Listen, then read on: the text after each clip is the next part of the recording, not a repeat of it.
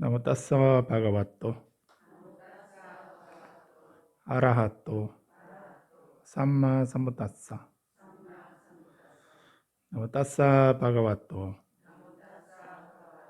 아라하또 삼마 삼부따싸. 세상의 존귀하신 님, 거룩하신 님, 올바로 원만히 깨달으신 님, 부처님께 예경하나이다.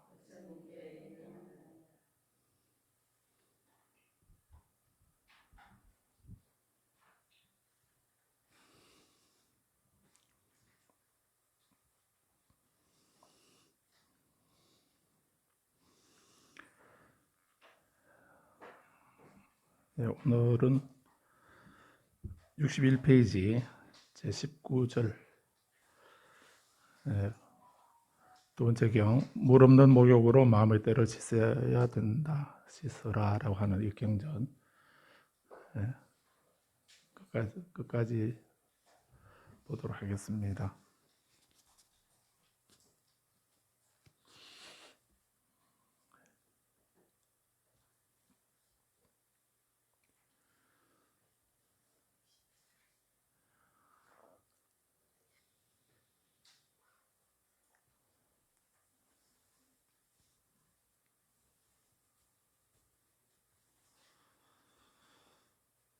어, 15절에서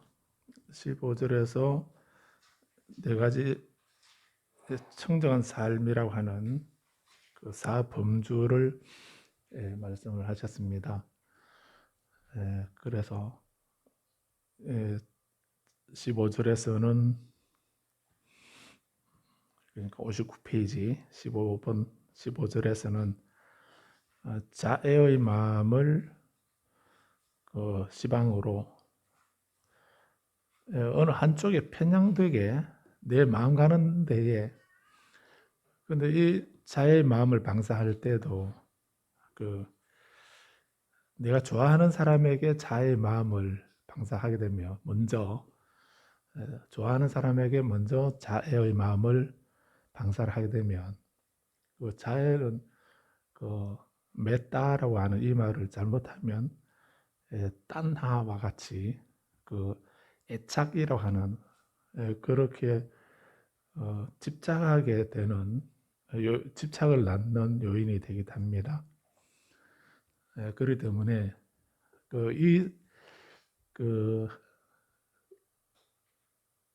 네 가지를 수행할 때에 이 마음을 방사하는 동서남북 또 그 사이 위아래 10곳의 방향으로 골고루 두루 미치게 한다라고 이렇게 했습니다. 그럴 때에 그 대상이 누구인가, 누구에게 동쪽에 있는 분에게나 남쪽이나 서쪽 북쪽이나 어디에 계시는 분이라도 그분에게 이 자의 마음을 이제 보내는 것인데, 그런데 그때 그 자의 마음을 보낼 때에 그 보내는 대상이 그 사랑하는 사람, 내가 좋아하는 사람, 그런 사람에게 먼저 보내게 되면 굳이 그 내가 좋아하는 사람이나 내 마음에 드는 사람은 그 일부러 자의 마음을 안 보내도 늘 보내고 있는 데다가 먼저 그를 보내게 되면 그 집착이 되어버릴 수가 있습니다.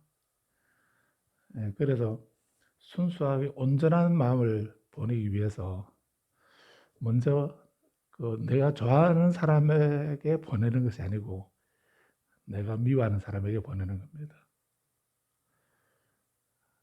내가 미워하는 사람에게, 그런 사람에게 자의 마음을 보내어서 그런 사람에게 밉다는 생각이 없고 그런 생각을 떠나서 자의 마음을 평등하게 보낼 수 있을 때, 그럴 때 이제 나하고 무관한 사람, 나하고 내가 미워하지도 않고 좋아하지도 않고 그런 나하고 무관한 관계없는 그런 사람을 또 생각하면서 그분에게도 똑같이 평등한 마음으로 자의 마음을 보내는 겁니다. 그러고 난 뒤에 세 번째 이제 내가 좋아하는 사람에게 또 앞서와 같은 그런 자의 마음을 보내게 되면, 그래서 편중되지 아니하고 똑같은 마음으로 순수하게 그 자의 마음을 보낼 수가 있는 것입니다. 그래서 이 자의 마음으로 동쪽 방향을 가득 채운다라고 이렇게 하실 때, 이럴 때 그 자의 마음이 그냥 내가 좋아하는 사람에게 보내고 내가 싫어하는 사람에게는 뭐 자의 마음을 보내주고 싶은 마음이 조금 틀끔만큼이라도 생겨야 보내주지, 그 하는 꼴을 보니 내가 어떻게 자의 마음을 보내겠나, 이 생각하게 되면 안 되죠. 그런 생각을 하면은 그 자의 마음을, 나의 자의 마음을 받을 짓을 해야 내가 보내주지, 이렇게 하게 되면 그건 수행이 안 되는 거거든요. 그래서 이런 자의 마음을 또는 사랑의 마음을 그 나하고 무관한 사람에게 먼저 보내고, 그리고 내가 미워하는 사람에게도 무관한 사람에게 좋은 마음을 보내는 것과 똑같은 마음으로, 그렇게 이제 미흡다는 생각 없이 그 평등하게 좋은 마음을 보낼 수 있을 때, 그렇게 마음이 될 때 이제 내가 좋아하는 사람에게 또 그런 순수한 그 자의 마음을 보내는 것입니다. 그 다음에 16절에서는 연민의 마음을 보내어라 라고 이렇게 했습니다. 연민의 마음은 그 상대방이, 다른 사람이 고통이 없기를 바라는 마음이죠. 그래서 이렇게 좋은 가르침을 또는 좋은 법을, 이런 마음들을 당신도 똑같이 알고 배워서, 그래서 그 고통에서, 불행과 고통, 어려움에서 벗어나기를 바랍니다라고 하는 그런 마음입니다. 그래서 상대방의 그 고통을 또는 슬픔을 털어내 주려고 하는 이런 마음을 연민의 마음이라고 할 수 있습니다. 근데 그냥 동정하는 마음하고는 좀 다르다라고, 좀 더 깊다라고 이해하셔야 되겠죠. 세 번째는 기쁨의 마음입니다. 기쁨의 마음을 상대방에게 가득 채워주는 것이라고 했는데, 주석에서 기쁨의 삶이라 하는 것이 다른 사람의 성공이나 복지나 행복을 축하하고 그것에 공감한다라고 이렇게 했습니다. 그래서 나는 못했지만 상대방이, 다른 사람이 하게 되면 거기에 대해서 그 축하하고 칭찬하고 또 공감하는 이런 마음을 갖는 것, 그런 것을 기쁨의 삶이라, 기쁨의 삶이라고 이렇게 했습니다. 그 다음에 네 번째가 평정의 삶이라고 이렇게 했는데, 이것은 인생의 모든 바람과 곡절에서 침착과 평정을 유지하는 거다라고 이렇게 했습니다. 그래서 우리는 조금만 마음에 들고 좋은 일이 있으면 이 세상 다 얻은 것처럼 그렇게 들뜨고 하는 그런 예가 있습니다. 그리고 조금만 주의하지 않으면은 우리는 사고가 생기게 되죠. 그래서 안전사고 방지, 이렇게 그런 얘기를 하지 않습니까? 그런 것처럼 이렇게 우리가 좋은 일이 있을 때, 다른 일이 없을 때, 집안이 편안하고 어려움 없고 이렇게 할 때, 그럴 때 우리는 나태해지거나 자만에 빠지거나 방일할 수가 있습니다. 들뜨게 되죠. 들뜰 수 있게 되는데, 그럴 때도 들뜨지 않냐고, 내가 이런 기쁨을, 이런 복을 내가 누릴 수 있는 자격이 있는가, 이런 생각을 하면서 겸손하게 그런 마음을 가지면서 좋은 일이 있을 때 들뜨지 말라고 했습니다. 그리고 안 좋은 일이 있게 되면 반대로 이제 안 좋은 일이 있게 되면 우리는 뭐 세상은 다 사는 것처럼 세상 모든 사람은 다 편하고 행복한데 나만 불행한 것 같고 이래서 세상 다 산 것처럼 이렇게 체념하고 포기하고 절망하고 좌절하고 그 슬픔, 비탄, 고통, 근심, 절망에 빠져 있는 그런 애도 있죠.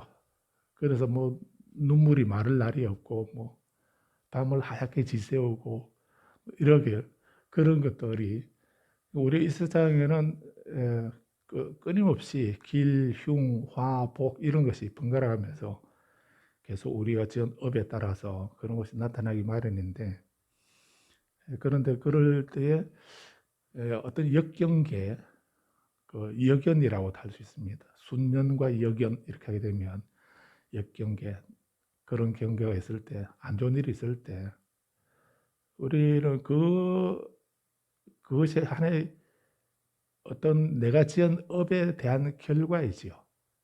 결과입니다. 내가 지은 업의 결과로 나타난 것입니다.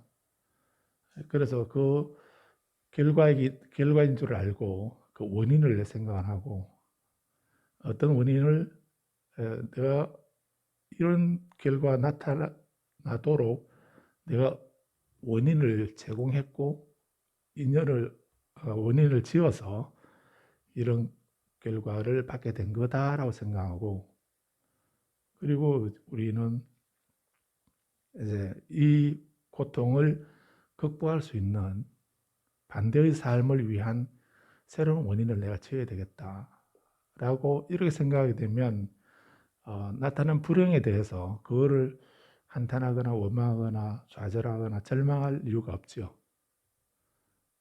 그래서 좌절하거나 절망하지 아니하고 담담하게 내가 새로운 원인을 몸으로, 행동으로, 말로, 마음으로 이렇게 원인을 짓게 되면 내일은 달라지는 거죠.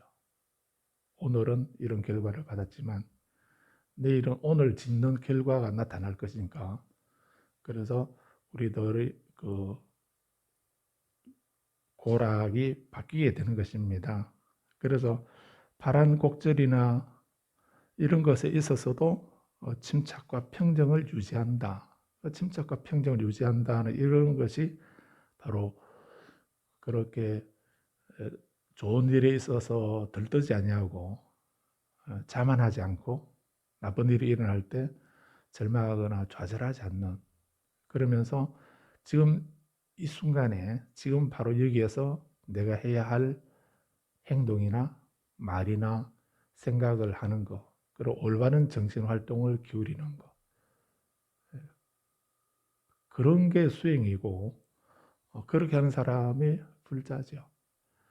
그래서 우리가 불자로서 산다라고 하는 이 말씀이 어떤 말인가? 부처님께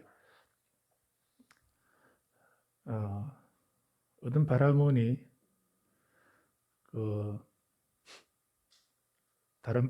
어떤 바라문이 부처님 제자 비구에게 수행자에게 질문을 했습니다. 바라문들이 제사를 지내고 하는 그런 기도를 하는 그런 삶을 사는 이유가 뭡니까? 바라문들이 그런 삶을 사는 이유는 희생제를 지내고 제사를 지내고 하는 그런 삶을 사는 이유는 천상에 태어나기 위해서이거든요. 천상에 태어나기 위해서입니다.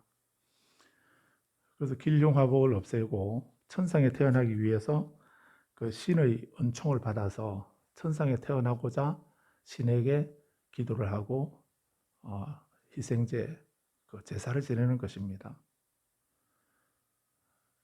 근데 바라몬들이 그 제사를 지내는 방식이 아주 엄격하고 까다롭다고 그럽니다. 그냥 그 동물을 한 마리 죽여서 그 올리는 그것만이 제사가 아니고요. 그렇게 하는 데 있어서 아주 엄격한 그런 그 규칙이 있고 절차가 있고 방식이 있습니다.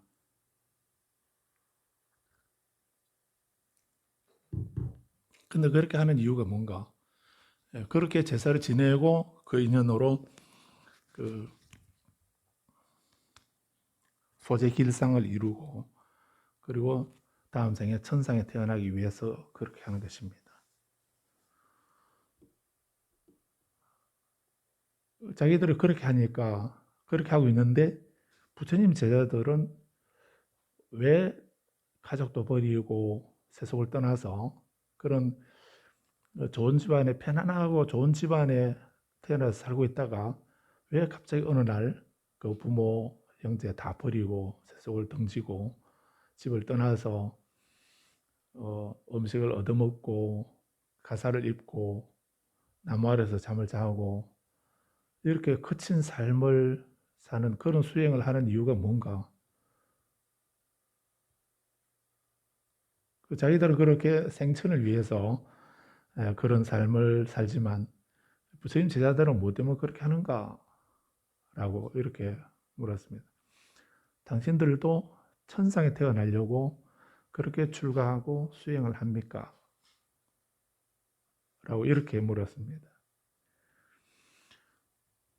그래서 모든 종교들이 그 궁극적인 목적이 다음 생에 천상에 좋은 나라에 천상에 태어나는 거 그걸 위해서 기도한다라고 이렇게 볼 수가 있습니다.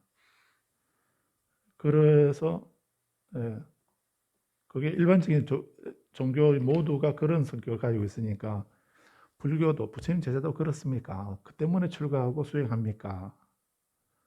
라고 이렇게 물었습니다. 그러니까 부처님 제자가 그 비구가 아니다라고 우리는 천상에 태어나기 위해서 출가하고 천상에 태어나기 위해서 수행하는 것이 아니다라고 이렇게 대답을 했다고 합니다.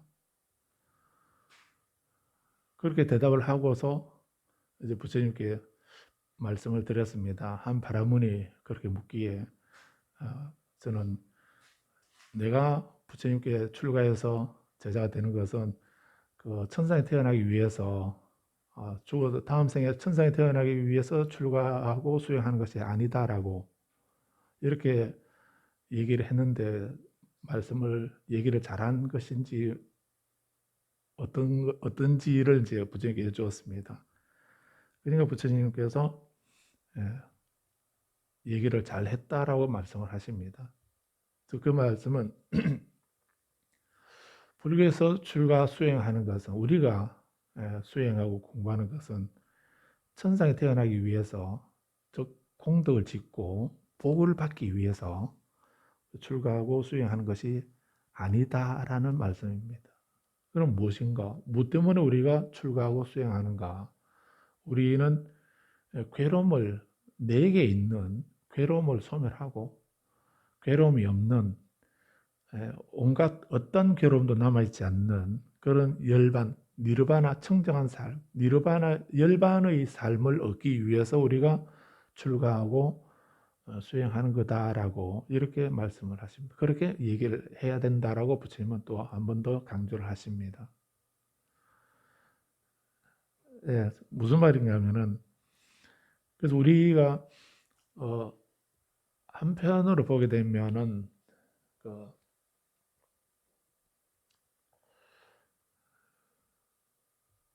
그 출가한다는 것이 그 머리를 삭발염이 하는 거 그리고 머리를 감고 물들인 옷을 입고 먹물 옷을 입고 걸식을 하고 하는 이런 거친 생활을 하는 거 그런 것이 머리 깎는 것이 그 헤어스타일 중에 하나입니까?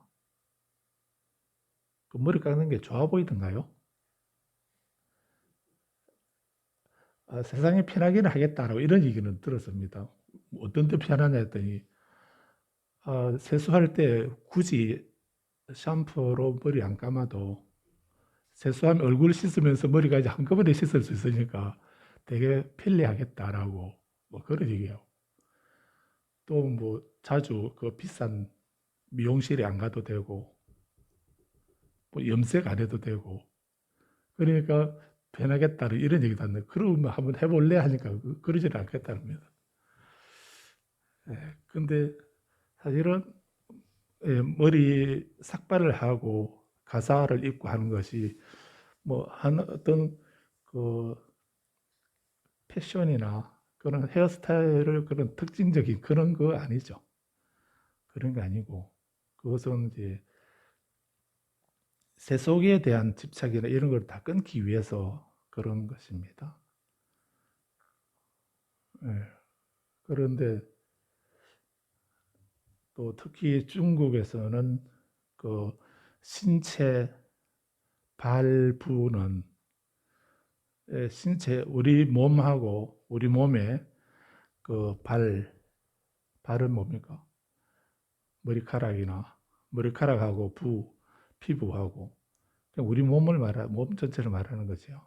이것은 반은 반은 아버지에게, 어머니에게 이렇게 부모에게 받은 거다라고 이런 생각을 하고 있습니다. 그렇기 때문에 그런 부모에게 받은 이 몸과 머리카락 또는 피부, 신체 발부를 훼손하는 그거는 큰 불효라고 이렇게 생각을 했습니다.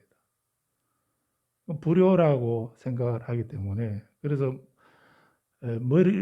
머리카락을 자른다 이렇게 하는 거는 그래서 우리 가끔 그 뉴스를 보면은 무슨 항의를 할 때 그 삭발식을 한다 이러대요. 저는 출가하는 줄 알았는데 그게 항의 표시로 그렇게 한다고요. 뭐 그 삭발식을 한다고요. 그러면서 그게 좋은 일이 아닌 줄은 어떻게 알 수 있냐면 그 스님들은 안 그러는데 그분들은 그 삭발식을 막 이렇게 하면서 더 눈물을 흘리대요. 아주 비장한 표정으로 해가지고 그기도 막 눈물을 흘리고 그러면서 그거를 막 중계도 하고 이렇게 하던데. 그래서 우리 스님들이 삭발하는 것도 그런 의도에서 하는 거 아니죠. 이게 좀 비난하는데. 그래서 우리가 이렇게 삭발하는 것은 삭발을 하고 하는 이런 것이 거친 삶이고 힘들고 어려운 그런 것입니다. 중국에서는 이렇게 하는 것을 아주 불효한 것으로 생각을 했고 또 인도에서는 음식을 얻어먹는 것, 걸식하고 탁발하는 것을 아주 천한 행위로 이렇게 저주하는 말로 밥그릇 들고 나가서 다른 집에 가서 음식을 얻어서 먹으면서 살아라 이렇게 하면 그게 뭐 우리말로 그냥 나가서 죽어라 하는 이런 것보다 더 심한 욕처럼 모욕적인 그런 말로 어, 사용했다고 합니다. 그러는데 스님들은 일반 사람들이 그렇게 저주의 말로 하는 그 행위를 스님들은 직접 본인이 자원해서 음식을 얻어 먹으면서 차제 걸식을 하면서 살아가는 이런 삶을 살지요. 그래서 인도에서 걸식을 하는 거나 중국에서 머리카락을 자르는 거나 이런 거는 다 부모에게 불효하는 거고 저주하는 말로 그런 방식으로 이기되고 있는 그런 모습을 스님들은 자원해서 그런 삶을 사는 것입니다. 그런 삶을 살면서 그 사는 이유가 다음 생에 천상에 태어나기 위해서 그렇게 한다. 이렇게 하게 되면 좀 의미가 다르겠죠. 그런데 인도에서 다른 사문들은 그런 생각이 있을지 몰라도 불교는 부처님은 그런 의도에서 출가하고 수행하라고 안 하셨다는 것입니다. 그러면 우리가 출가하거나 부처님 가르침을 의지해서 수행하고 생활하는 데 있어서 그렇게 하는 것이 뭐 때문에 그런 삶을 사는가? 뭐 때문에 우리가 공부를 하고 수행하는가? 그래서 스님들이 겉으로 생활하는 모습 보면은 되게 아주 힘들게 어렵게 그런 그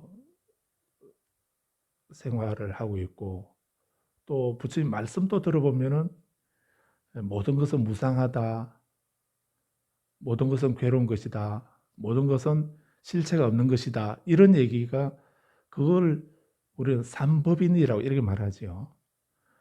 그리고 실제로 부처님 제자들이 생활하는 모습 보면은 나도 저런 삶을 살고 싶다 하는 이런 생각이 안 들지요. 특별한 사람 말고는. 특별한 사람 말고는 나도 스님들처럼 저렇게 머리카락 자르고 싹바염이 물들인 옷을 입고 나무 아래서 잠을 자고 걸식을 하며 이렇게 살고 싶다, 이 생각 안 들죠. 근데 한번 틀 때도 있긴 하죠. 조금 수 틀리면 차라리 머리 감고 절에 들어가서 절에 들어갈까 이 생각을 하겠죠. 그거는 일생에 한두 번 그런 마음이 들 수는 있어도 실제로 그렇게 하는 사람은 잘 없죠. 그래서 겉으로 보면 스님들의 생활을 그렇게 힘들고 어려운 삶을 사는 것입니다. 그리고 그 가르치는 내용도 보면은 모든 것은 무상하다, 모든 것은 괴로운 것이다, 모든 것은 실체가 없는 것이다, 무하다, 또 아니면 좀 더 고상하게 말하면 모든 것은 공성이다, 공이다, 뭐 이렇게 말하게 되면, 그러면 그런 생각을 하게 되면 우리가 그렇게 부처님 제자들이 생활하는 그 모습으로 내가 생활하기도 힘들고, 또 부처님 가르침대로 내가 세상살이를 하면서 그 부처님 말씀대로 모든 것은 무상하고 괴롭고 무아이다, 이 생각을 가지고 내가 가정생활이나 직장생활이나 사회생활을 그냥 편하게 할 수 있겠습니까? 있던가요? 그런 생각이 안 드시죠? 그래서 무상고 무아는 어디 있으면 무상고 무아입니까? 어디 있으면 무상고 무아가 되던가요? 법회 때만. 법회 때만, 또 법당 안에서만. 여기 있으면 우리는 무상고 무아지. 신발만 신고 나가면은 전혀 무상이 아니죠. 무아가 아니고 유아죠. 내가 있죠. 내가 있고 다 즐겁고 재미있고 신나는 거 이런 거 여기저기 그런 거를 찾아다니고, 그리고 모든 것은 나만 영원하다라고 이렇게 무상과는 전혀 반대로 우리는 영원을 추구하고 그 대신에 쾌락을 추구하고 탐닉하고, 무아 대신에 철저하게 나를 주장하고 나를 내세우고, 그래서 누가 나를 조금만 틀끝만큼이라도 건드리면 우리는 뭐 상심지를 켜고 달려들지 않습니까? 무아를 배운 사람이, 부처님은 그렇게 무아 이렇게 말씀하셨는데도 또 금강경에서 무아상 인상 중생상 수자상 계속 그렇게 했는데도, 또 반야심경에 무고신면도 계속 무아니비설을 시는 무색성미적부 무안개내지 무의식에 계속 이렇게 했는데도 그거를 계속 읽고 외우고 하면서도 실제 내 생활에는 절대로 무가 아니죠. 무가 아닌 자신을 볼 수 있을 겁니다. 무슨 얘기하죠? 그래서 우리가 불자라고 이렇게 하게 되면 그렇게 불자의 삶이라고 하는 것은 그렇게 우리는 말로만 글자로만 이렇게 공부할 뿐이지 실제 생활에 있어서는 그렇게 스님들처럼 그런 생활을 하기 힘들고, 또 부처님 말씀대로 그 생각을 가지고 내가 이 세상 살아가기는 더 힘들고, 그러니까 실제 내 생활하고 내 생활은 현실이고 부처님의 가르침이나 또 스님들의 생활 모습은 이상이고, 이렇게 나뉘어져 있어서 이상과 현실이 엄연하게 구분되어 있어 가지고 그게 동화가 안 되죠. 일상과 현실이 조화를 이루지를 못합니다. 그런 게 우리들의 기본 모습이다라고, 본래 모습이다라고 이렇게 생각하실지 모르겠습니다.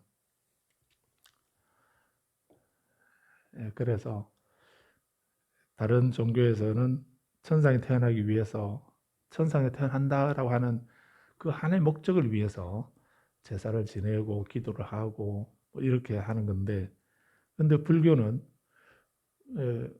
그렇게 힘들게 생활하고 심오한 진리를 가지고 배우고 이렇게 해도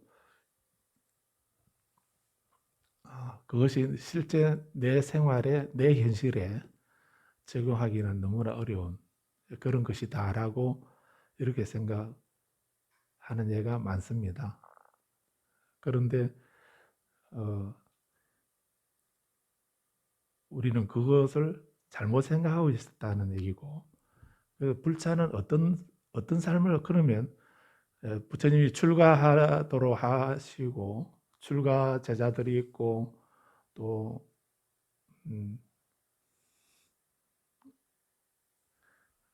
그렇게 무상고 무아나 사성제 12연기나 이런 말씀을 하셨는데, 그런 부처님의 가르침은 무엇을 위해서 그런 말씀을 하시는가? 부처님은 우리들더러 어떤 삶을 살으라고 말씀하셨는가?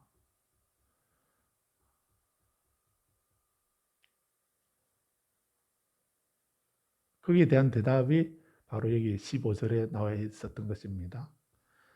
그래서 15절, 16절, 17, 18절까지 이 네 가지가 자애와 연민과 기쁨과 평정이라고 하는 거, 이것이 바로 부처님이 말씀하는, 우리는 이런 청정한 삶을 살아야 된다. 이런 청정하고 거룩한 그런 삶을 살아라. 이런 삶을 위해서, 이런 삶을 살도 늘 그 모든 방향에, 모든 대상에게 똑같이 평등하게 늘 자의 마음을 방사하고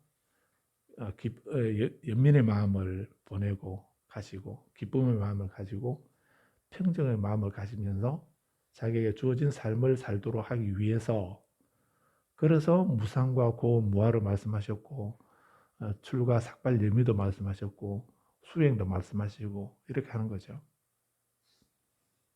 우리가 부처님의 이 뜻을 잘못 이해를 해서 너무 부정적인 그런 것만 계속 반야신경에 무안개 내지 무엇이께 무무명 영무무명진 내지 무아니비설신이 무색성의 족법 뭐 무고집멸도 이렇게 하니까 모든 것을 다 부정하는, 이것도 없고 저것도 없고 다 없다 무 이런 얘기만 익숙해져 있고, 또 진리 가르침의 부처님 말씀의 그 핵심이 무상과 고와 무하다 하는 이런 얘기, 좀 너무 철학적으로 깊이 철학적으로 좀 심오한 것 같긴 한데, 실제 내 생활에 나는 뭐 무상고 무하 이걸 생각하는가? 그러지 않는, 그럼 나는 어떻게 살아야 되는가? 그런 생각을 하고 있는 예가 많습니다. 그런데 여기 이 경전에서는 우리는 이제 내 마음의 더러움을 없애고 내 마음의 더러움을 알고 그 마음의 더러움을 버리고 난 뒤에 드러난 뒤 우리가 해야 할 일은 바로 이렇게 그 삼보에 귀한 그런 청정한 마음으로, 그 다음에 우리가 해야 할 일은 그 동서남북 모든 방향을 향해서 자애와 연민과 또 기쁨과 평정의 마음을 방사하라고 하는, 이 말은 그 평정의 마음을 가지라는 이런 말이죠. 그런 마음으로 모든 것에 대해야 된다는 이런 의미도 됩니다. 그래서 이 중에 하나만, 다른 거는 힘들지만 그 자애 명상이라고 해서 메타수타라고 해서 자해경이 있기도 하죠. 그래서 나는 자해 명상만 하겠다 이렇게 할 수도 있습니다. 그런데 사실은 네 가지를 동시에 하는 것입니다. 자해와 연민, 기쁨과 평정.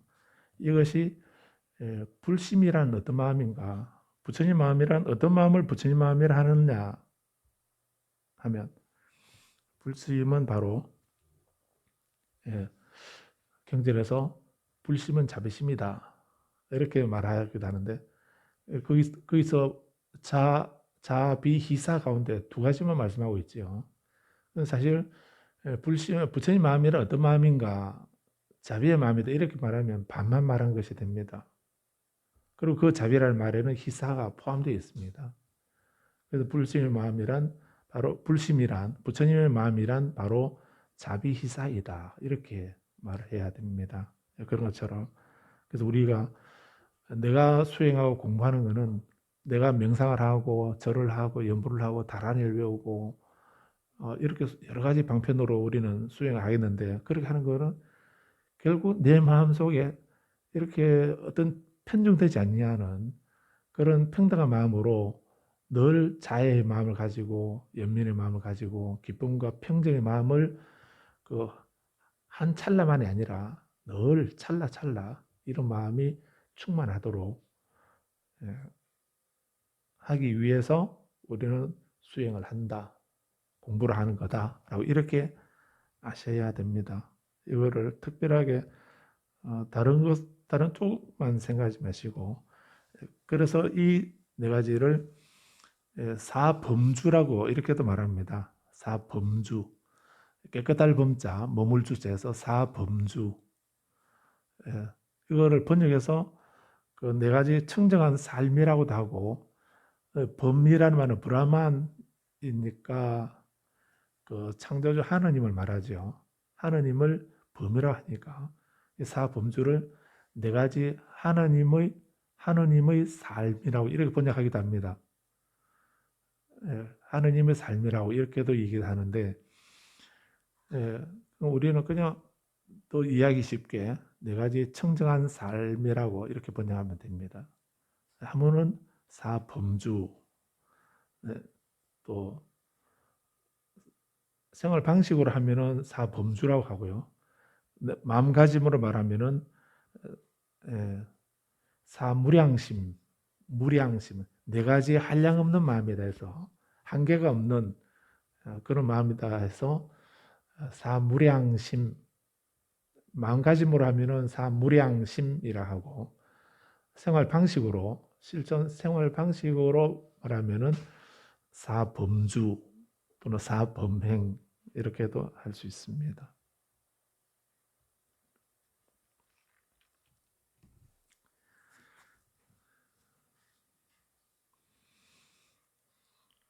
그래서 이제 이 부분을 보셨으니까 불자님들은 이제 우리 불자들은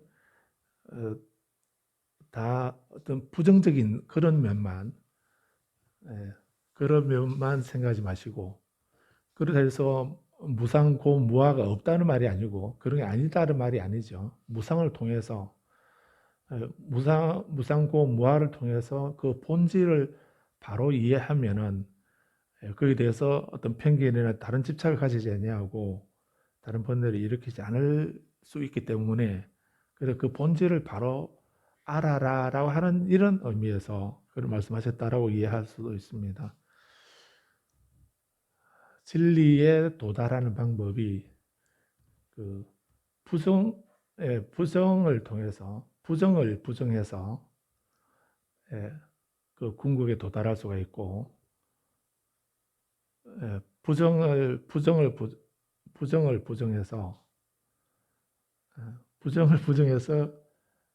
긍정에 도달할 수 있겠죠.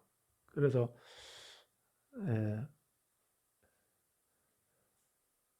있는 것이 아니다 이러면은 없는 것이 아니다 이렇게 하게 되면 그 어떻다는 겁니까? 있다는 겁니까? 없다는 겁니까? 없는 것이 아니다 이러면 있다는 겁니까? 없는 것이 아니다 하면은 없, 없다는 말은 부정이죠. 또 없는 것이 아니다 이렇게 하면은 있다는 얘기죠. 잘 이해가 안 되나요? 그냥 있다라고 이렇게 말할 수도 있고요. 없는 게 아니다 이렇게도 할 수도 있습니다. 같은 말인데, 그래서 부정을 부정해서 부정을 부정하면 대긍정이 되는 것입니다.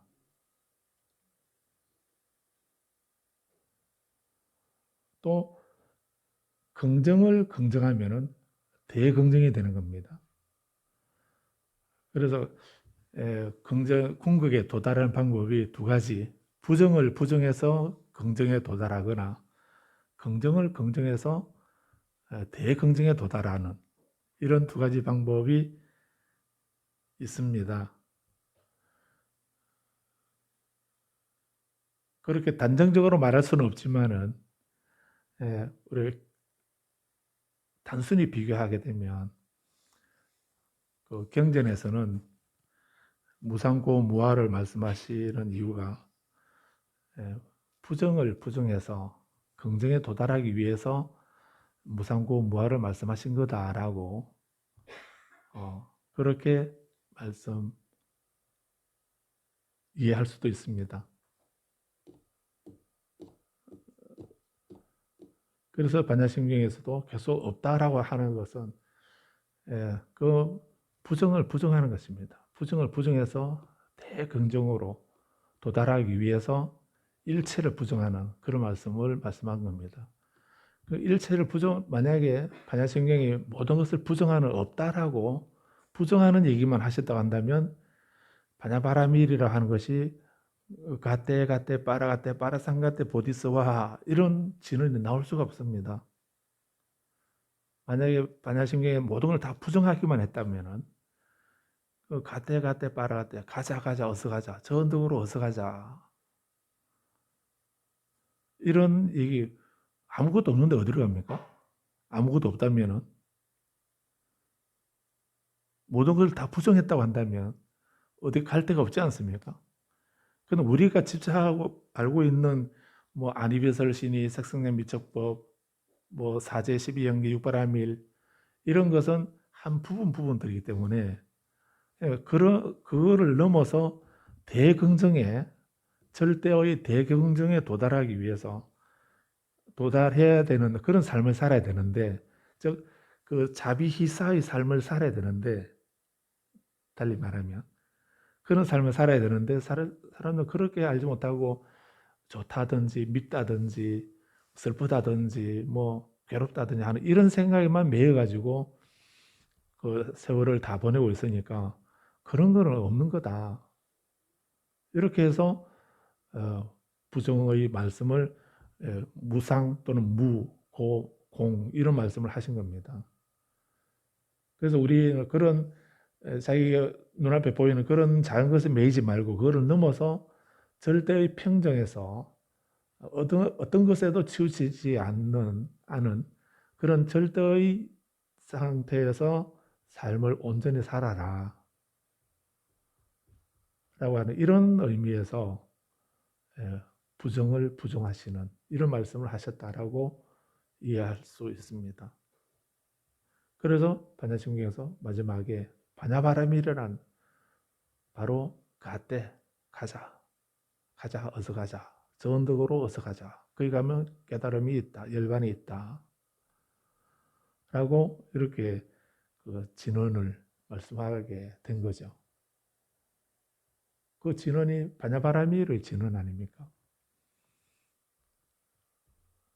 그래서 그 반야바라밀의 저 절대의 그 자리에 도달하는 그 방법이 두 가지 부정을 부정해서 긍정에 도달하는 그런 방법을 일반 경전에서 말씀한 거다라고 본다면 밀교에서는 선이나 밀교에서는 긍정을 긍정하죠. 부정을 얘기를 하지 않습니다. 욕심을 내려면은 나만, 내 배만, 내 입만 이렇게 하지 말고 욕심을 내려면은 큰 욕심을 내버려라. 이왕 욕심 내려면은 욕심을 그냥 일반 경전에서는 욕심을 버려라고 말씀하시는데 근데 그 밀교 경전에서는 욕심을 내라. 욕심 버리기 아까우면은 욕심을 내버려라. 욕심을 내되 큰 대욕, 큰 욕심을 내어라. 일체 중생을 다 배부르게 하겠다. 일체 중생을 다 구제하겠다. 일체 중생을 다 행복하게 하겠다. 나만 고통에서 벗어난다는 이 생각하지 말고 일체 중생도 고통에서 벗어나게 하겠다. 화를 내려면은 그래서 이게 빗나가네. 화를 내려고 그러면은 그냥 자잘한 것 가지고 뭐 일희일비 하지 말고 화를 내려면 대진 크게 화를 내버려라. 그렇게 화를 내면 크게 화를 내면은 그냥 자잘한 거 견문각지하는 것에서 그냥 한 소리 들었다고 한 모습을 보았다고 화를 내고 이렇게 하게 되면 우리 한 번도 화가 안 일어날 때가 없지요. 그런데 화를 내려면은 그렇게 항상 늘 그렇게 다른 사람 보고 듣고 느끼고 하는 그런 것마다 그때마다 화를 내게 되면 우리는 화가 안 일어날 때가 사실은 없을 겁니다. 근데 그렇게는 화를 내지 말고 화를 내려면은 크게 화를 내라고. 그럼 사생결단을 하고 화를 내라 이 말이 아니죠. 그 말이 아니고요. 그래서 그 약사열에 아촉열에 부동열애라고도 하고요. 부동열애라고도 하고 아촉불이라고도 합니다. 미요와 아촉열애라고 이렇게 말하는데 아촉열애, 부동열애의 피부 색깔은 금푸른 색깔입니다. 아미타 부처님의 피부 색깔은 붉은색입니다. 밀교에서 보생열애 부처님의 피부 색깔은 황금색입니다. 불공성취불 부처님의 피부 색깔은 녹색입니다. 비르자나 부처님의 색깔은 흰색, 백색입니다. 그래서 티베트 불교에서는 이렇게 부처님의 컬러가 다릅니다. 그렇게 컬러를 피부 색깔을 이렇게 가지고 계시는데 표현하는데요. 부동열애는 금푸른색입니다. 기억나십니까? 한번 관상을 해보십시오. 보리원에 그 부처님 뒤에 탕카, 지검강불, 보리원 지검강불 탕카 관상이 됩니까? 그 지검강불 그 피부 색깔이 어떤 색깔이던가요? 관상이 안 됩니까?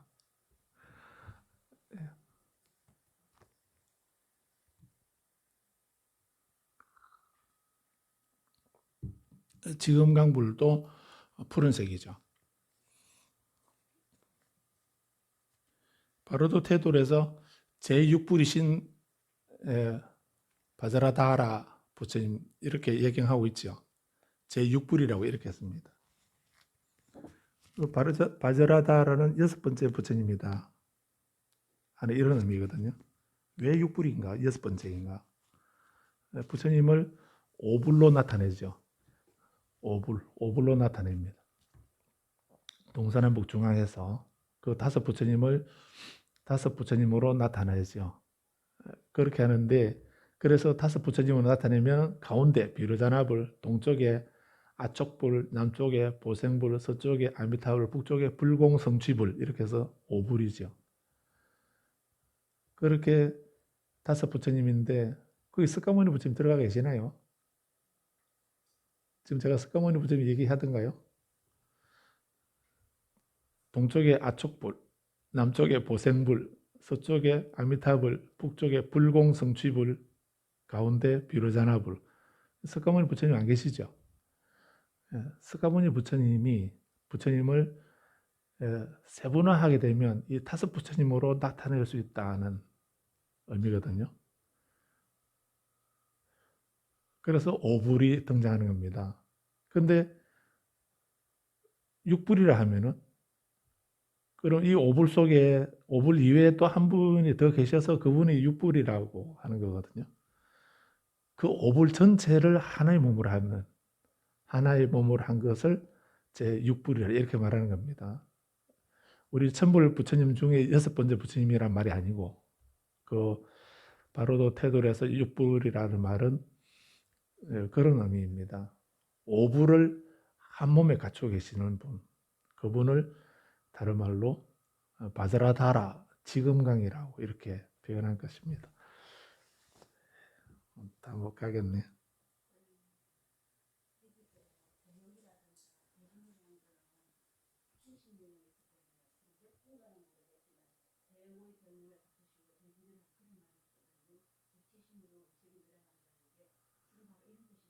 예.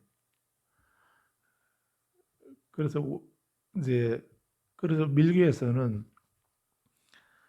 그 화를 낸다면은 크게 화를 내고 대욕을 내고 대진으로 욕심을 내면은 대욕으로 어리석다면은 크게 어리석은 걸로 이렇게 예, 그것은 이제 긍정의 긍정이죠. 긍정의 긍정으로 대긍정에 도달한다는 이런 말인데 그런 의미에서 하신 말씀이라고 할 수 있습니다. 그래서 아무튼 이렇게 아촉열애나 또 지금강불이나 이 부처님의 그 피부 색깔이 검푸른 색깔은 분노의 색깔입니다. 아촉열애의 피부 색깔은 분노의 검푸른 색이고요. 지금강 부처님의 푸른 색깔은 법신을 나타내는 창공, 저 푸른 초원이 아니고 저 푸른 하늘. 그래서 저 푸른 하늘을 나타내는 하늘은 창공, 그 검푸른 창공, 푸른 하늘, 그것은 법신을 나타내고요. 또 지금강 부처님의 그 모자를 쓰시고 그 장신구를 걸치고 계시죠. 우리 석가모니 부처님은 그런 장신구가 없으신데 지금강불은 모자라든가 귀걸이, 팔찌, 목걸이 아주 화려한 장신구가 있거든요. 그런 장신구는 보신불, 노사나 보신불을 나타냅니다.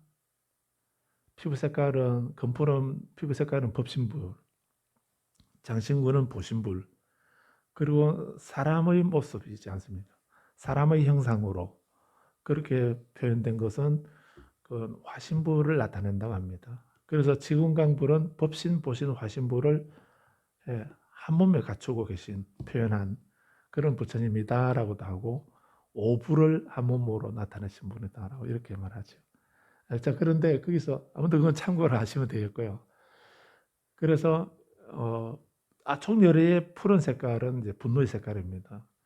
그러면 아촉열애는 화를 잘 내는 부처님인가? 안 그렇습니다. 아촉열애가 화내는 우리가 화내는 거는 수가 틀려서 화를 내지만은 아촉열애는 왜 화를 내시는가?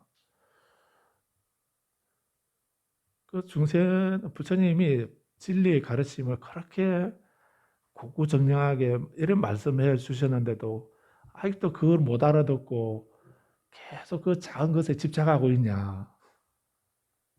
라고 화를 내시는 겁니다. 아직도 모르고 있냐? 아직도 못 알아 승부를 못 하고 있냐? 하는 그런 화입니다. 우리가 화내는 거하고는 다르죠. 그래서 이런 부처님은 이런 화를 달리 표현하면 반야이 취경에서 미소이노, 빈미맹시 이렇게 그런 구절이 있죠. 미소이노라 했습니다. 그래서 부처님의 아촉열의 화를 내시는 것은 정말 화딱지가 나서 화를 내시는 게 아니고 그런 미소를 지으면서 자의 마음으로 미소를 지으면서 그걸 아직도 그 중생 노름하고 있냐 이렇게 해서 화를 내시는 겁니다. 그러니까 근데 부처님이 화를 낼 때는 어떻게 합니까? 도끼, 도끼입니까? 도끼입니까? 그런데 거기다가 얼굴은 불그락불그락에다가 눈꼬리를 위로 올라가고, 그리고 호흡도 거칠어지고, 손이 먼저인지 발이 먼저인지 뭐 이렇게 나가면서, 그게 우리들이 화내는 모습 아닙니까? 그래, 야차의 모습으로 순식간에 바뀌어버립니다. 그런 게 중생들이 화내는 모습이란다면, 부처님은 그러진 않죠. 생글생글 미소 지으시면서, 야, 뭐 아직도 그러고 있냐? 이렇게 하시게 되면, 그렇게 하게 되면 올해 어떻게 했습니까? 부처님 집에 돌아가셔서, 그, 화내실 때, 그 청소 안 해놓고 있으면, 좀 청소라도 해두고 있지, 그냥 있냐, 그거 보고 있었냐라고 이렇게 화내지 마시고, 생글생글 웃으시면서, 야, 임마, 집에 그렇게 있으면서 청소도 안 했어? 라고 이렇게, 그리고 화를 내시게 되면, 그리고 그 듣는 사람이 어떻게 같이 화를 내겠습니까? 되게 미안해 하겠습니까? 모르겠습니다. 한번 치료해 보십시오. 얘기가 빗나갔는데요. 아무튼 사성제를 공부하는 것도 중요한데 그 전에 앞에 나오는 지난주에 봤던 이 18번째까지 있는 이 네 가지는 바로 우리 불자들의 삶의 방식을 말하는 것입니다. 우리는 이런 삶을 살도록 하기 위해서 수행하는 거다, 공부하는 거다라고 이렇게 됩니다. 그렇게 아셔야 합니다. 그리고 이것은 법당 안에서만이 아니라 언제 어디서나 늘, 그리고 한쪽 방향만이 아니라 했습니다. 한쪽 방향만이 아니고 동남서북 위아래 사유상하 시방세계에 골고루 평등하게 그런 마음을 방사하라고 이렇게 했습니다. 이 10곳의 방향을 가득 채우라고 하는 이 말은 편중되거나 편애하는 것이 아니라는 이런 얘기죠. 나랑 잘 안다, 모른다, 내가 좋아한다, 미워한다, 뭐, 나 친하다, 원수다, 이런 거, 그런 구분을 하지 않는 것입니다. 하지 않고 평등하게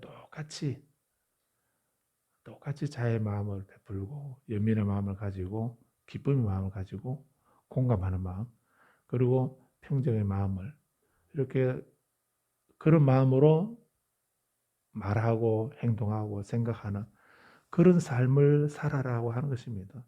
그런 좁고 작은 삶을 살지 말고 그런 청정한 삶을, 맑은 삶을 살아라라고 하신 것이 사범주입니다. 그 다음에 사성제 19번 19절에 보면은 그는 그렇게 사범주가 된 사람이 이제 진리에 대해서 어떻게 생각을 해야 되는가, 뭘 알아야 되는가, 이것이 있고 저열한 것이 있고 탁월한 것이 있다. 그리고 이러한 지각을 넘어서서 그것에서 벗어남이 있다. 라고 한다라고 이렇게 했습니다. 이것이 있다라고 하는 것은 무엇이 있습니까? 이것이 있다라고 하는 이 말은 고성제를 말합니다. 괴로움이라고 하는 거. 이것이 있다라고 하는 것은 지금 달리 말하면은 현실의 자각입니다. 현실에 대한 자각이라고 이렇게 할 수도 있습니다.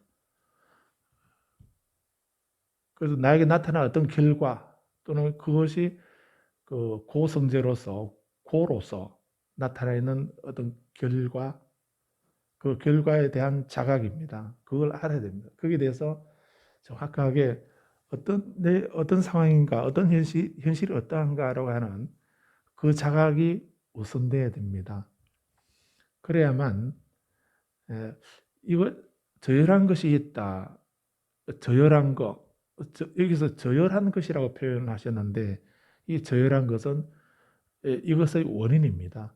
이것이 있다라고 하는 것이 결과라고 한다면 그것이 생기게 만든 그 원인, 고의 원인, 그거를 사성제의 집성제라고 하지요. 예, 탁월한 것이 있다. 저열한 것이 있고 탁월한 것이 있다라고 했습니다. 예, 탁월한 것은 그 저열한 것, 즉 괴로움이 소멸된 예, 이 저열한 고를 발생시키는 원인, 그런 고의 원인들이 다 사라져 없어져 버린 그런 경지가 탁월한 것입니다. 그거는 멸성제라고 하는 것이고, 이런 멸성제에 도달해서 살아가는 사람들의 모습이 거기에 멸성제에 도달한 사람들은 어떻게 하겠습니까? 괴로움이 소멸된 사람들이 이제 어떻게 살 건가? 그런 사람들이 당연히 자애의 마음을 가지고 아무 편견 없이 자애의 마음을 가지고 늘 모든 이에게 자기 자신을 포함한 모든 존재에게 연민의 마음을 그리고 기쁨과 평정의 마음을 방사할 수가 있겠죠. 그런데 이 멸성제에 도달하지 않은 사람은 그게 힘듭니다, 사실은. 글자로는 우리가 배우지만 실제로 그 순간순간 매 찰나찰나마다 이런 마음이 생기게 하는 것은 정말 어렵죠. 그런데 사실 멸성제에 도달한 사람이 비로소 이제 사범주의 삶을 살 수가 있는 것입니다. 그리고 이러한 지각을 넘어서서 그것에서 벗어남이 있다. 이것이 있다라고 하는데 이 멸성제에 도달할 수 있는 길, 방법 그것이 있다라고 했습니다. 그거를 도성제라고 하는 것입니다. 그래서 여기서 19번에서 이것이 있다라고 하는 것은 고성제, 저열한 것이 있다라고 하는 것은 집성제, 탁월한 것이 있다라고 하는 것은 멸성제, 이러한 지각을 넘어서서 그것에서 벗어남이 있다라고 벗어나는 길, 방법, 그건 팔정도입니다.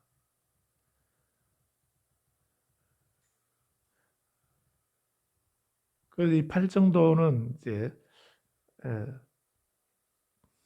그 깨달음을 얻는 즉 멸성제에 도달하기 위한 길이고 방법이기 때문에 우리가 수행한다고 하는 것은 이제 어떻게 하는 것이 어떤 것이 우리들의 수행인가 팔정도의 삶을 말합니다. 그래서 정견을 가지려고 하고 올바른 견해를 가지고 올바른 사유를 하고 올바른 생각, 올바른 사유를 하고 우리 수행이 달리 다른 게 없습니다. 올바른 견해를 갖고 올바른 사유를 하고 올바른 말을 하고 올바른 행동을 하고 올바른 생활을 하고 올바른 노력을 하고 올바른 정진 노력을 하고 올바른 집중을 하고 올바른 새김을 하고 올바른 집중을 하는 거 이런 것이 바로 우리들의 수행입니다. 우리의 수행은 달리 다른 게 없습니다. 근데 이 8정도의 수행을 달리 표현해서 여러 가지 다른 수행 방법으로 말씀하고 있는데 그런 다양한 수행 방법들이 결국은 이 8정도의 방법이다. 8정도다라고 이렇게 말씀할 수가 있습니다. 그래서 특별히 진원이나 연불이나 또 화두를 든다든지 또는 사마타인가 위파사나인가 뭐 여러 가지 우리는 수행 방법을 많이 말하고 있는데 그런 수행 방법들이 궁극에는 결국은 그 내용적으로는 바로 이 팔정도의 실천이다라고 이렇게 볼 수 있습니다. 그렇게 봐야 합니다. 그래서 그 연부를 하거나 다란이를 하거나 하는 이런 것이 그게 목적이 아니고 그걸 통해서 우리는 멸성제에 도달하기 위해서 사마타를 하고 위파사나를 하고 화두를 참고하고 경전을 독경을 하고 절을 하고 연부를 하고 다란이 지성하고 이렇게 다양한 자기 관계에 맞는 수행을 하는 것입니다. 그리고 이 멸성제는 천상에 태어나는 것이 아니죠. 그하고는 다른 것입니다. 그래서 우리가 단지 천상에 태어나기 위해서 수행하거나 공부를 하는 것이 아니고 이 멸성제에 도달하기 위해서이다라고 이렇게 아셔야 합니다. 그 다음 20절에서 이와 같이 알고 이와 같이 보았을 때 그런 감각적 쾌락에 대한 욕망의 번뇌에서 마음을 해탈하고 존재의 번뇌에서 마음을 해탈하고 무명의 번뇌에서 마음을 해탈한다. 이와 같이 알고 이와 같이 본다. 암과 범을 냐나, 이와 같이 안다는 말은 냐나라고 하고 본다는 말은 다사나라고 이렇게 말하고 지견이라고 번역하지요. 그러니까 이와 같이 안다, 이와 같이 본다라고 할 때 어떻게 보는 걸 말합니까? 여기 그 19절까지 말씀한 것 전체를 가리키는 걸로 아셔도 됩니다. 우리 마음에 16가지 때가 있는 것을 알아야 된다. 그거 알았으면 그걸 버려야 된다.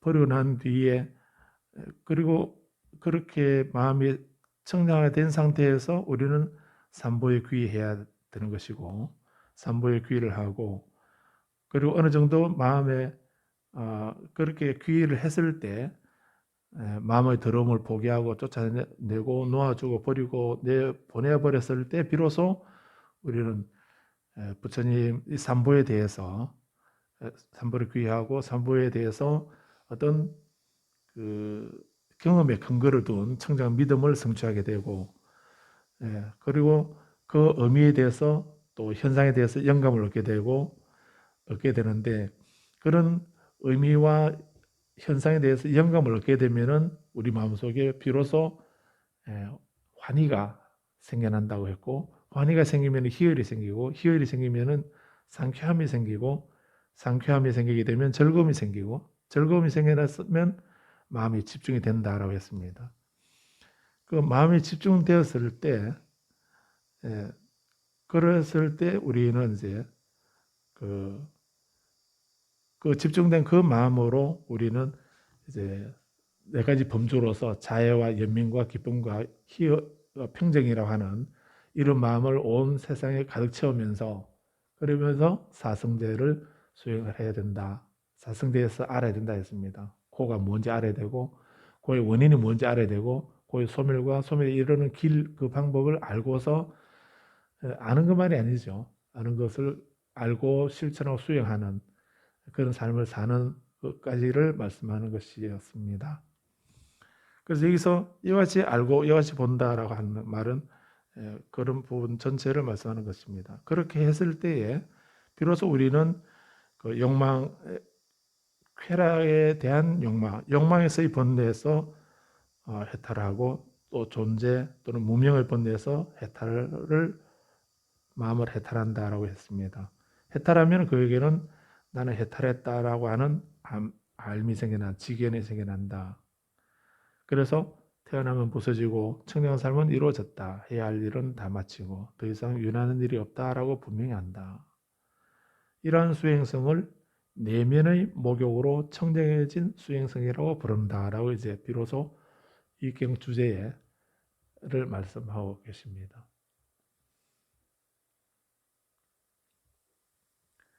그래서 우리가 이제 명상반에서 명상을 하는 거, 수행을 하는 거, 공부를 하는 우리가 수행하는 것이 무엇인가, 무엇을 위해서 수행하는가?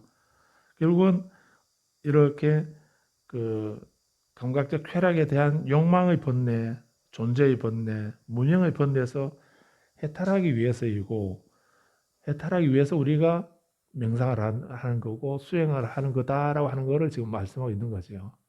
수행은 어떻게 하는가? 그럼 우리는 단지 수행이라는 말을 너무 어렵게 생각해서 그 특별한 때와 장소 그런 것이 따로 예비되어 있어야 되는 줄로 이렇게 생각하실지 모르겠지만 이 경전에서는 그런 것이 아니다는 것을 말씀하고 있습니다. 우리들의 수행은 먼저 내 마음속에 어떤 더러움이 있는가, 어떤 오염이 있는가, 그 16가지 마음의 오염에 대해서 알아야 된다고 했습니다. 그걸 알고 그런 오염된 마음이 내 마음속에 있는 줄 알았으면 그것을 제거해야 된다는 거. 그걸 제거하고 그리고 그 청정해진 그 마음으로 삼보에 귀하고 삼보에 귀한 그런 마음에서 우리는 집중의 그런 힘을 얻어서 이런 집중된 그 힘, 그 에너지, 그 힘으로 우리는 사범주의 삶을 사범주의 삶을 살면서 사성제를 실천하고 수행해라 하는 얘기입니다. 사성제를 수행하게 되면 비로소 해탈을 얻게 되는데, 해탈을 얻게 되면은 본인은 이제 윤회에서 다 벗어났다, 더 이상 윤하는 일이 없다라고 하는 것에 대해서 분명히 누가 가르쳐 주는 것이 아니라 본인이 그런 알미 생겨난다는 것입니다. 깨달음 완성한다는 것이고, 이렇게 하는 것이, 그런 것은 바로 내면의 목욕으로 청정해진 사람, 내면의 목욕으로, 정신적인 내면의 목욕으로 청정해진 사람. 근데 일반 사람들은 그냥 겐지스 강에 강물에 가서 목욕함으로써 청정해진다라고, 마음이 청정해지고 업이 정화되어서 천상에 태어난다라고, 쿠무멜라라고 하는 그 축제가 그런 거라고 했죠. 3년에 한 번씩 그 강에 목욕을 하게 되면 본인이 어떤 업을 지어도 천상에 태어난다라고 하는, 이런 믿음에서 하는 축제입니다.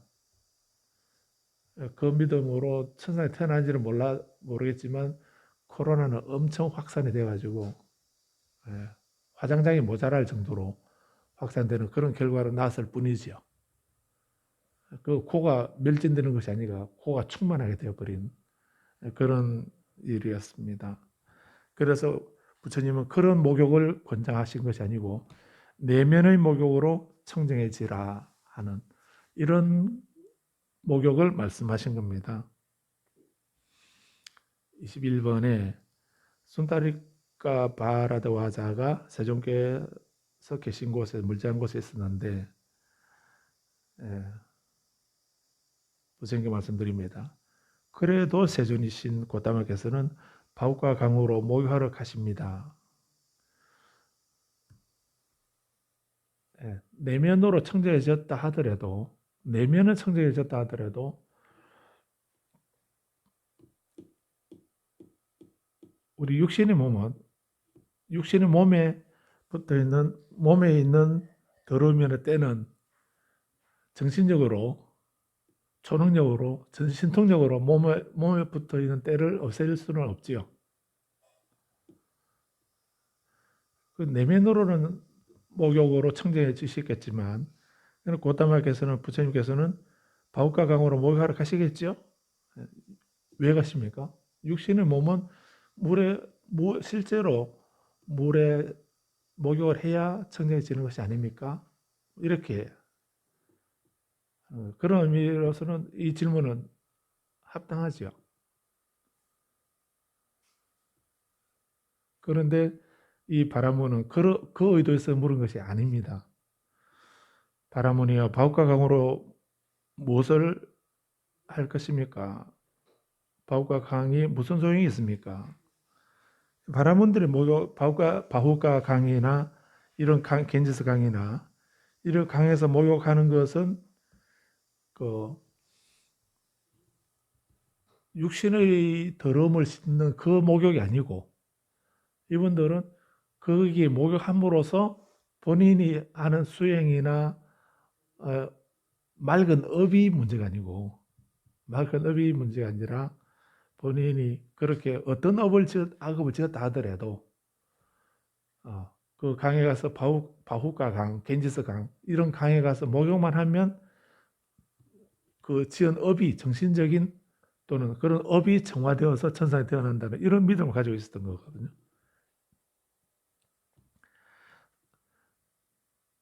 세존이신 고타마요, 사람들은 바후카 강이 많은 사람을 해탈시킨다고 생각합니다. 사람들은 바후카 강이 많은 사람에게 공덕이 된다고 생각합니다. 그래서 바후카 강에서 많은 사람이 악업을 씻습니다. 단지 우리가 오염된 그런 때 묻은 옷을 씻거나 몸을 깨끗하게 하기 위해서 목욕을 하는 그런 거라면 당연히 목욕하러 가야 되죠.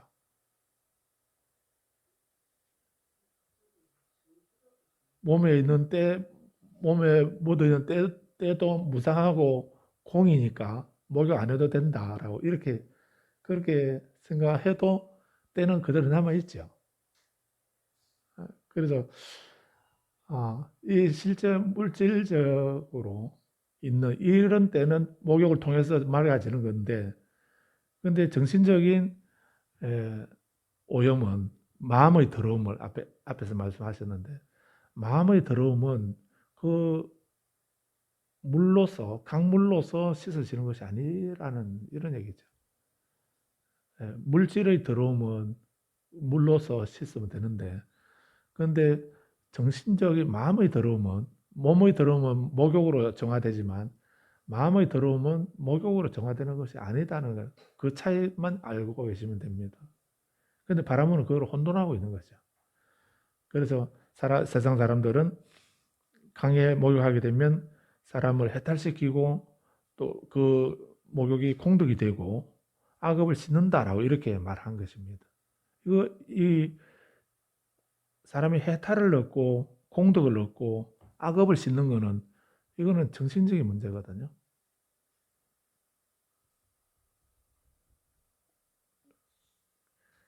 그래서 개성어로 말씀하십니다. 바우카강과 아디하카강, 가야강과 순다리카강, 사라사띠강과 바야가강, 또한 바우마띠 강에 어리석은 자 항상 뛰어들어 목욕을 해도 언제나 금은 행위를 씻을 수 없네. 만약에 이런 강에 가서 목욕한다 해서 천상에 태어나고 해탈을 얻는다고 한다면 강에 있는 물고기들은 다 탄생의 해탈을 얻는 거겠지요. 예. 그래서 불자님도 원희 발언이 그 겐지스 강에 태어나기를 이렇게 그 강에 태어나기만 하면 물속에 살고 있는 사람은 다 그런 존재들 해탈을 얻는다고 한다면 그런 생각을 하겠지만 어리석은 자는 항상 뛰어들어 목욕해도 언제나 금은 행위를 씻을 수는 없네. 그 강에 목욕하면 몸에 묻어 있는 그 땀으로 젖어 있는 그 때는 씻을 수 있지만 금은 행위는 뭡니까? 악업을 말하죠. 악업이라는 말인데 그런 부정한 악업은 강물로 씻을 수 없는 것이다는 얘기입니다. 순다리가 강이 무슨 소용인가? 바에가 강이 바우가 강이 무슨 소용인가? 강들은 악업을 저지르는 자를 씻지 못하네. 그 잔인하고 죄 많은 사람들을 그 악업을 씻지 못한다고 하신 겁니다. 청정한 자에게는 항상 축제일이 있고 청정한 자에게는 항상 포살이 있네. 마음이 청정하고 행위가 맑은 자는 항상 자신의 계행을 원만히 하네.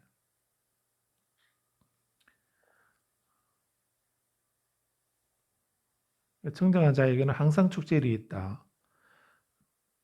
이 축제일은 주에도 보면은 그 바라문 교에서 2월에서 3월 달에 행하는 정화의 날을 파쿠나라고 파쿠라고 하는 말은 그런 의미로 했습니다. 그래서 파쿠나 달에 정화의 달이라고. 우리는 2월 달은 무슨 달이랍니까? 바람 올리는 달이라고 하죠. 2월 달에는 바람이 많이 불어서 그래서 정월 달에는 기도 많이 하고 2월 달에 바람 올린다고 그러죠. 안 해보셨나요? 네. 그런데 인도에서는 정화의 달이라고 이렇게 하고 있는 것입니다. 그걸 파쿠나 달에서. 그래서 누구든지 파쿠나의 달에 보름날 다음 날에 목욕을 하는 자는 누구든지 1년 동안 행한 악행이 정화된다는 바라문교의 관습이 있다라고 이렇게 주의해서 말하고 있죠. 그런데 청정한 자에게는 파쿠나 달만이 그런 것이 아니라 항상 파쿠나 다르다는 이런 얘기입니다. 이 말을 다른 말로 하면은 선정에서는 뭐라고 하던가요? 일일 일일시 호일 날마다 좋은 날이다. 일일시 호일이라는 호일 좋을 호자 날일자 일일시 호일 날마다 좋은 날이다. 이렇게 누구에게 날마다 좋은 날입니까? 악업을 안 짓는 사람, 청정한 업을 짓는 선업을 짓는 사람에게는 따로 그 악업을 정화할 날을 따로 이렇게 안 해도 날마다 좋은 날이 되지만, 근데 어리석은 사람에게는, 악업을 지은 사람에게는 뭐 1년에 한 번 축제일이 이 파구나 달에 목욕 한 대 해봐야 씻어지지도 않을 뿐만 아니라, 그렇게 할 필요도 없다는 이런 얘기입니다. 바라머니 여기에 참으로 목욕하라. 그러면 모든 존재들이 그대에게서 안녕을 얻으리. 거짓을 말하지 않고 생명을 죽이지 않고 주지 않는 것을 빼앗지 않고 믿음을 가지고 인식하지 않으면 가야강으로 갈 필요가 있을 것인가? 가야강은 그대에게 우물에 지나지 않네. 라고 말씀하셨습니다. 여기까지가 이제 이 경의 핵심을 물 없는 목욕으로 마음의 때를 씻는 방법에 대해서 말씀을 하셨습니다. 이 말씀을 듣고 순다리카 바라드 바하자는 부처님께 귀의를 하게 되죠. 훌륭하십니다 라고 하면서 귀의를 하게 됩니다. 여기까지 말씀드리고 55분까지 명상을 하도록 하겠습니다. 다음 시간에